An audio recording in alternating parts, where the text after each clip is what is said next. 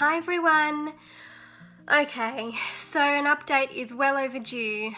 Trust me, I have been on the edge of my seat for days waiting to hear from the embryologist, and I just heard from them literally 20 minutes ago.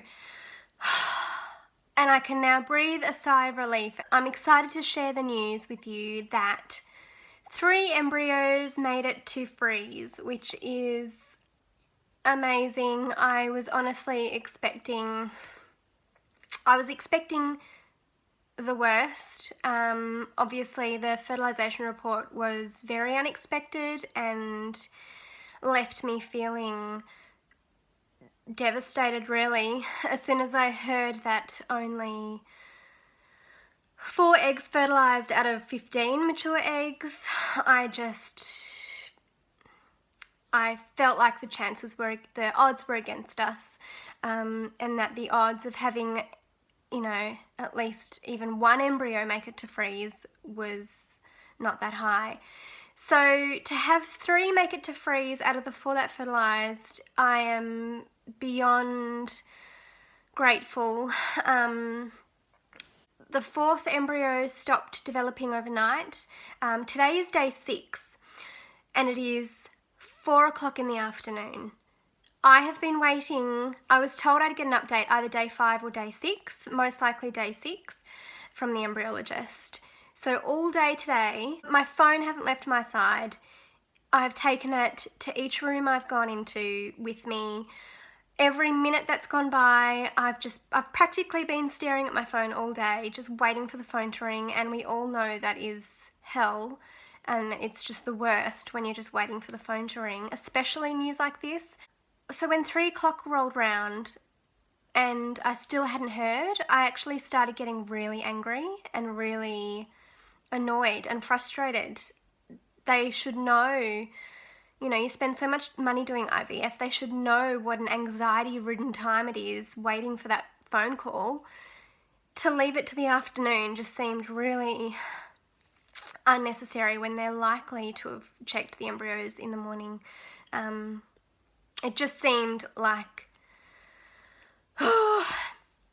extra anxiety and stress that wasn't necessary, but I just remained distracted and watched a lot of TV, trashy TV, did a bit of knitting and a bit of cleaning, but it's been a very, very, very long day just waiting for that phone call, and I was prepared for bad news. I decided not to go to work today because I didn't know when I was going to get the phone call, and I didn't want to be at work when I got bad news, just in case it was bad news.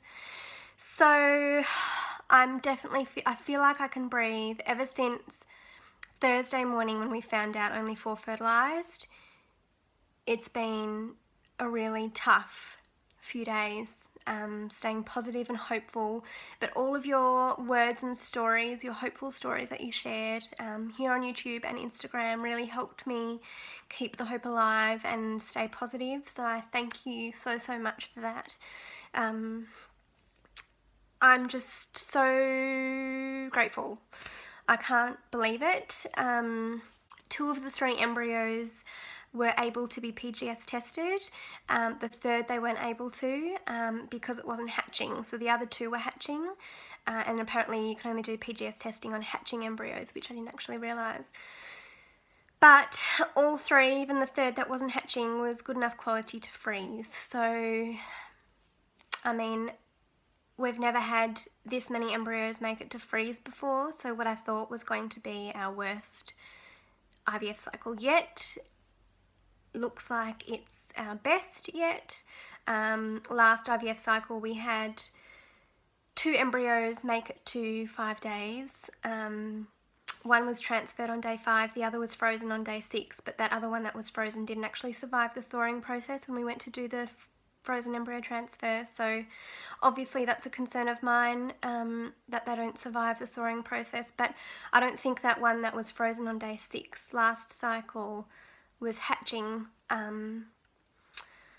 so I don't know. I asked about the grading. She said don't look too much into the grading. It's whether they're obviously chromosomally normal or not that matters.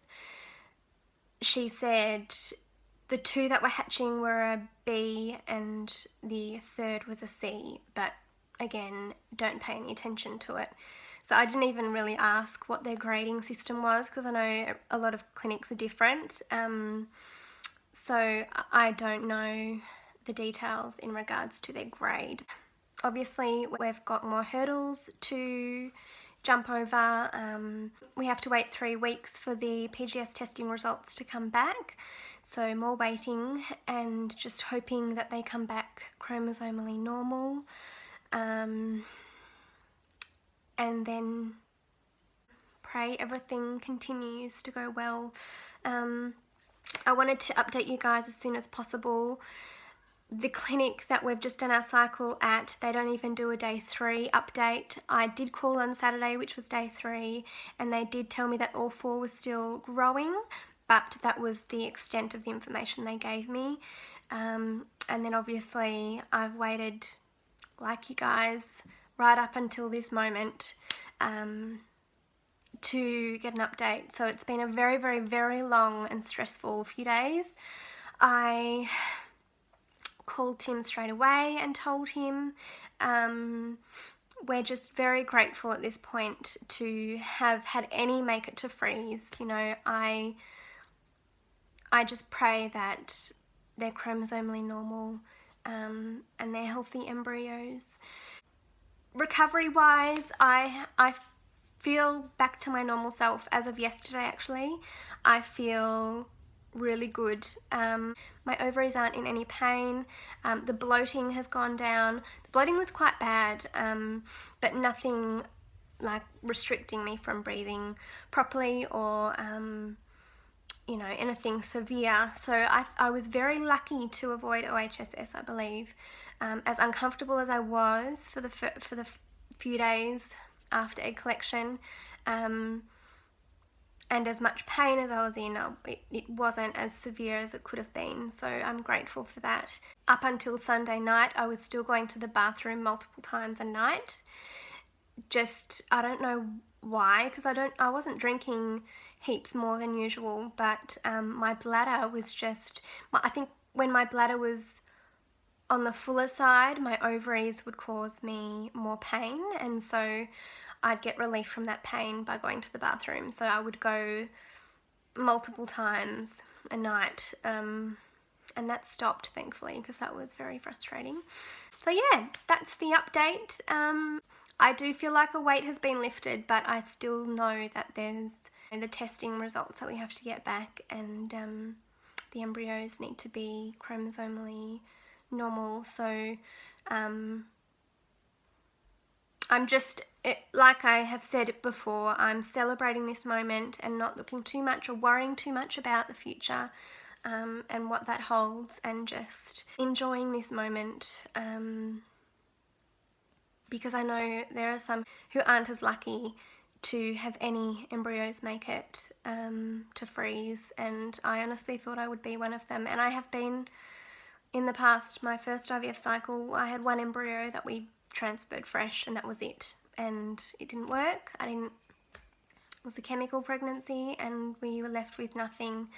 And you know, the second IVF cycle, we transferred that fresh embryo. On day 5, we transferred that embryo, and they told us then that it looked like there weren't going to be any embryos that would make it to freeze, and I was broken. It was a repeat of my last IVF cycle, and I just felt like if this embryo doesn't stick, we're back to square one again. We won't have any frozen. And then we got a call the next day to say that one made it to freeze.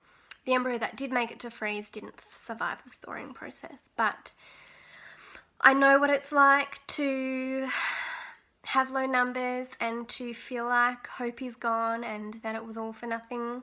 So I'm just so grateful. I can't say how grateful I am enough that we have had 3 make it to freeze. I'm eternally grateful for all of your prayers.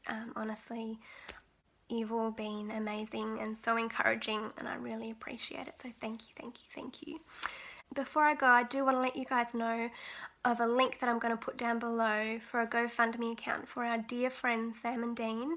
Some of you might know them from here on YouTube. Sam's got a channel and an Instagram account. She has been an amazing support for us, for Tim and I. She is a wonderful friend, and some of you may know that Sam and Dean have done multiple IVF cycles, failed. They've had chemical pregnancies. They've had IVF cycles where they haven't even been able to get any eggs from Sam's ovaries. They've had a failed donor egg cycle.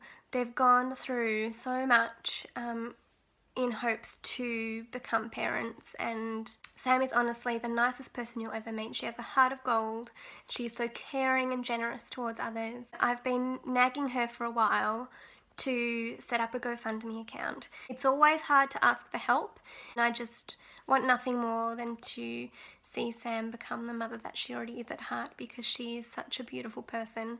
Sam and Dean are hoping to attempt embryo adoption next, which is a path they haven't gone down yet, and I have a lot of hope that this path will lead them to their little rainbow take-home baby. They are so deserving. For those of you who know her, just wanting to spread awareness, just in case you haven't seen her posts or video, I'll leave a link to her channel down below as well, so you can have a look at her history and watch some of her videos and what she's been through.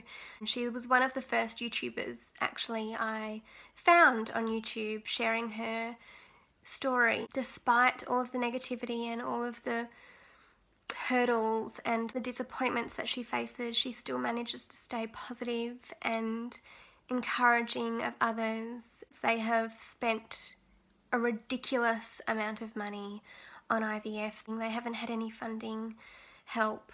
Yeah, I just want to put it out there. Obviously, IVF is a very expensive road, and many of you are currently doing IVF, so you probably may not be in a position to contribute. But if you are, even if it's a little amount, jump on over and have a look and share the love. I wish everyone trying to start their family success, and I think this community is awesome. We lift each other up, we encourage each other, we support each other. You know, I've met amazing people through this platform and in this community. I hope that me sharing our journey has helped others feel less alone and feel like they can continue fighting even when they don't feel like they have the strength. In regards to what's next with the frozen embryo transfer, I guess we'll just wait and see what the PGS testing results come back as. As I said, that takes 3 weeks, so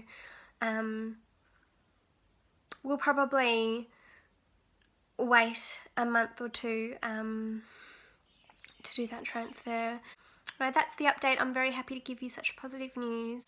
Thank you again, you're all awesome. I hope you're all doing really well wherever you are in your journey.